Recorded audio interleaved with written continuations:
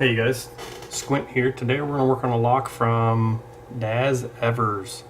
This is his number 62. There's the key bitting on it. Really good bitting. 6-pin lock. Works real smooth. Let's see if we can get this thing into the vise and get it picked open. Not really sure what core that is. Alright, let's see what we got here. Don't think this is gonna fit. Nope. Alright, so we're gonna work this with the bottom of the keyway then. And there is some room, but I think we're gonna have to start picking this with one of the thinner profile picks from UK Lock Pickers. Let's see if we can get a good start on this. Just using a little Z-bar wrench, and let's go clockwise and see what we get. Alright, we're back in the back.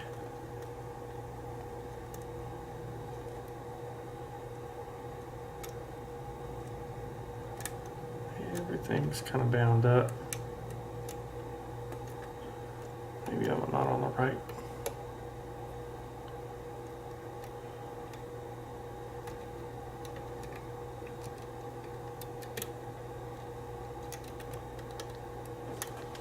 Little click there out of 4.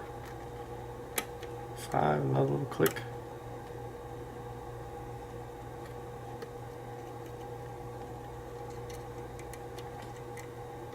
Got some binding on 3. Little click.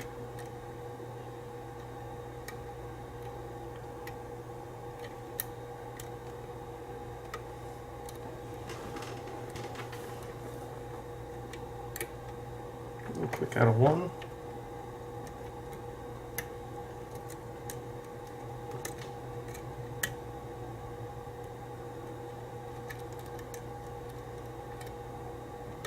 Two.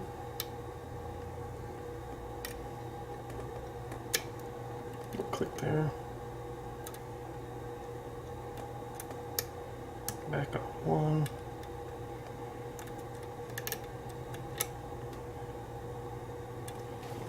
The keyway is what's making this one a little difficult.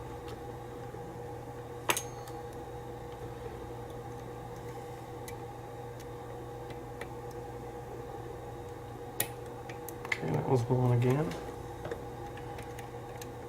Now we're back on 2. I think I just dropped 1.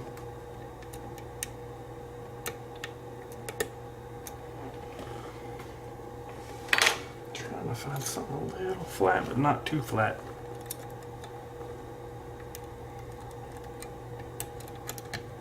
Alright, there we go. 3, 4, 3 again. 2 with some counter. There we go. Got it open on 2. Wow. Alright, so the name of the game on this bad boy is making sure you have thin enough picks to get that thing picked open. You guys can see we're open here. I do have the key, so we're going to lock it back up. It works. There we go. Alright, let's go ahead and angle you guys down and get this thing opened up. Let's use this purple one. This is the purple one that was sent to me by Trackmaster 30. You can see here on his logo. Real nice work on these 3D printed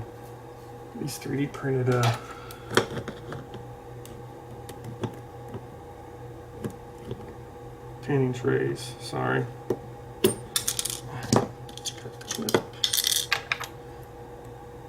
Oh man, it's gonna be rough running a shim in that sucker. It has a it's got a real long housing. But let's go ahead and put a shim in there and we'll try to run that shim. The only thing I'm worried about is this little lip on the back. So So let's try to run the shim up through there.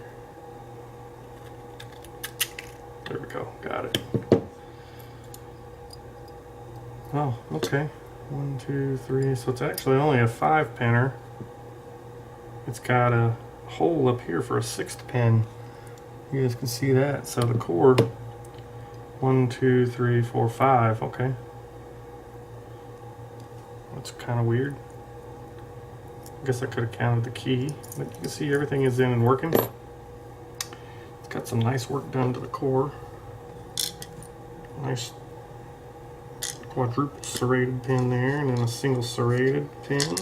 Oops. Daz does some amazing work. Nice deep cuts on his pins. There's a standard, a single serrated pin, and the last one was a standard.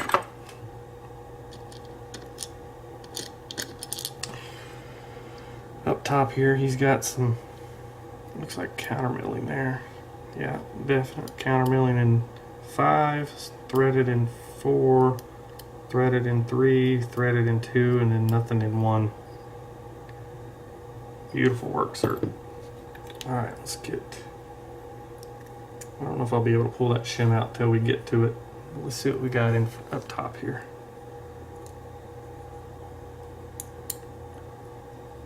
Nice spool. A barrel looking spool.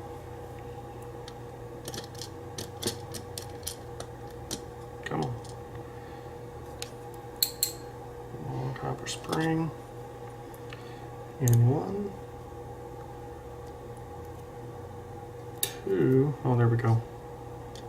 Didn't really want to pop up above the shear line, but yeah, it's got a little bit lighter steel spring in it. That's a super duper nice serrated spool. 3. Wow, that's almost like an arrow. That's a really cool one. Oh, there's my shim.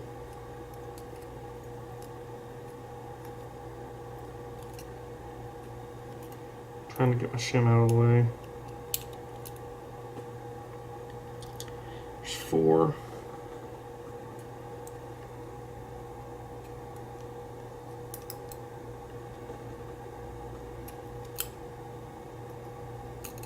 Just grabbing the spring out of 4. I don't see the spring in 3. I'm sure it's in there, but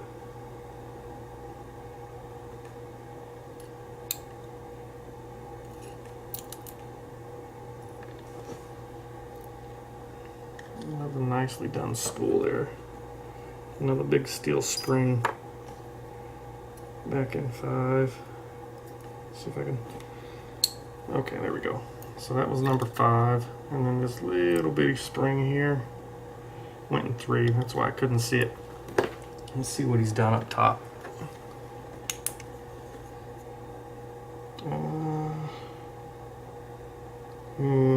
It's hard to tell. I don't think he's done anything up there.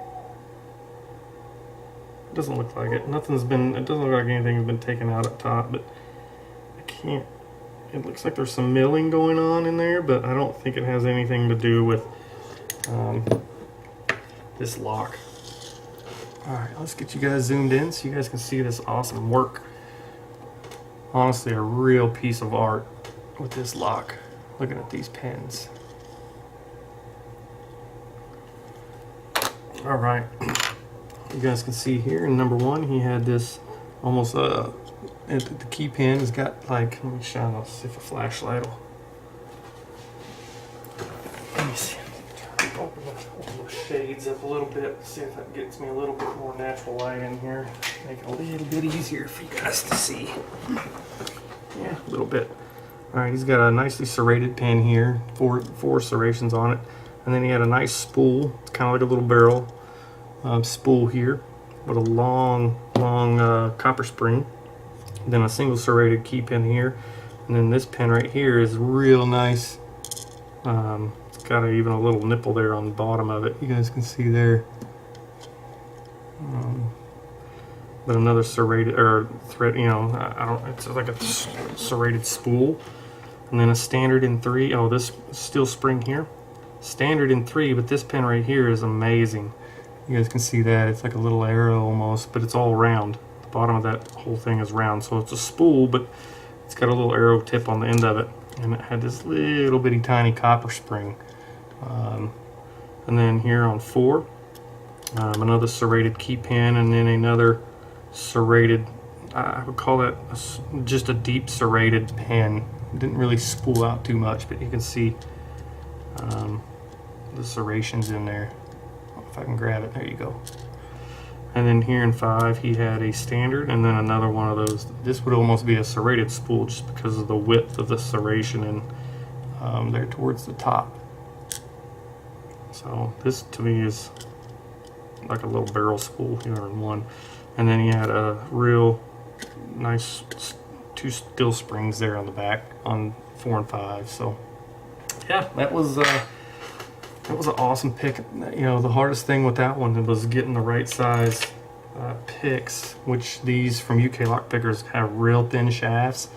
You guys can see here, and it allows you to kind of squeeze around these real tight keyways here. So it really did help out making sure I had the right pick. If you look at what I normally pick with, if I would have thrown a 18 thousandths hook number 1 in there, you can see the differences of the widths, the thicknesses. Not necessarily the thicknesses of metal, but the actual shankish itself is a lot thinner. So that helped out getting that lock open, was having the right tool for the job. So Daz, excellent work, my friend, on number 62. It's a little tricky. It's 6-pin. It looks like it's a 6-pin lock, but he has a 5-pin core in there. So watch out for tricky Daz. Alright guys, I appreciate your support. I appreciate you guys sticking with me, and this is Squint, and I'll be on to the next lock. Thanks guys.